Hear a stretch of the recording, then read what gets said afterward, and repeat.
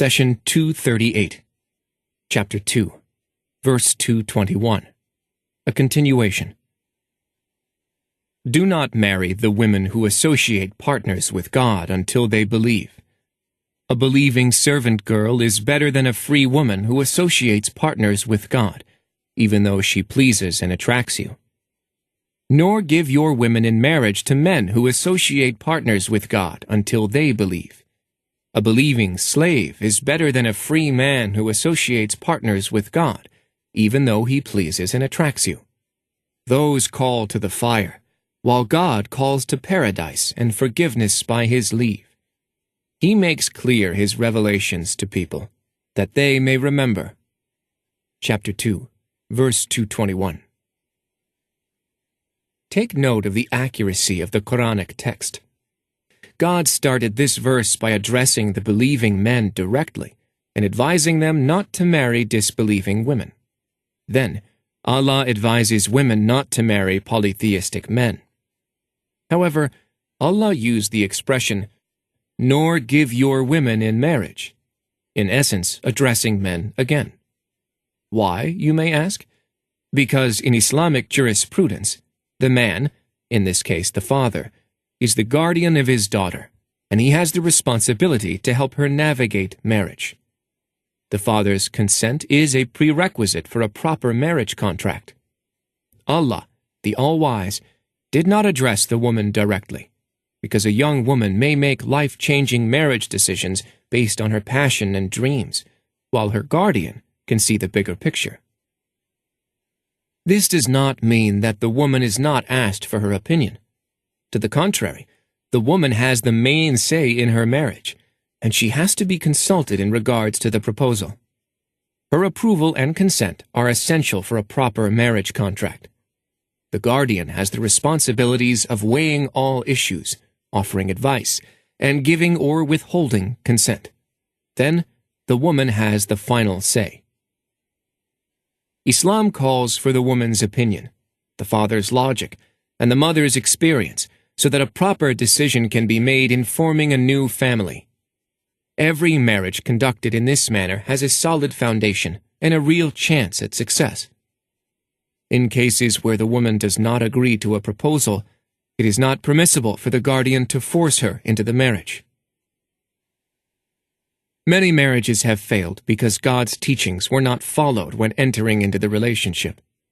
Sadly, when these marriages fail, the parties often turn to Islamic laws to find solutions.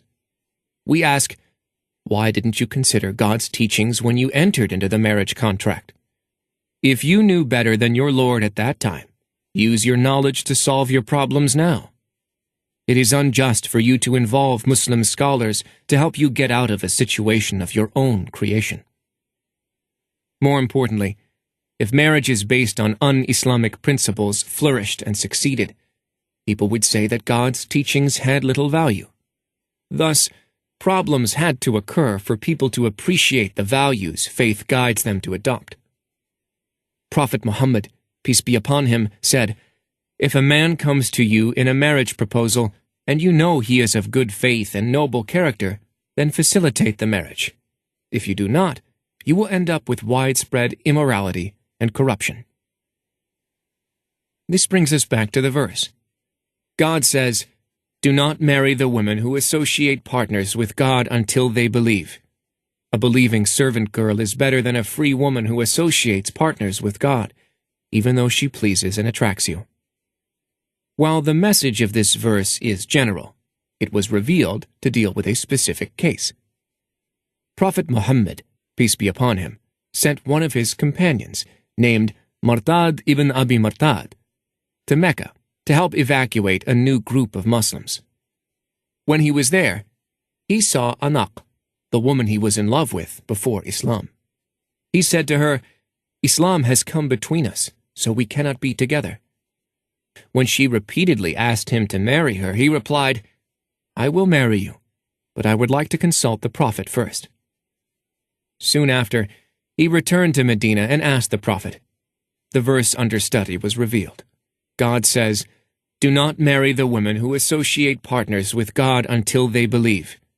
A believing servant girl is better than a free woman who associates partners with God, even though she pleases and attracts you.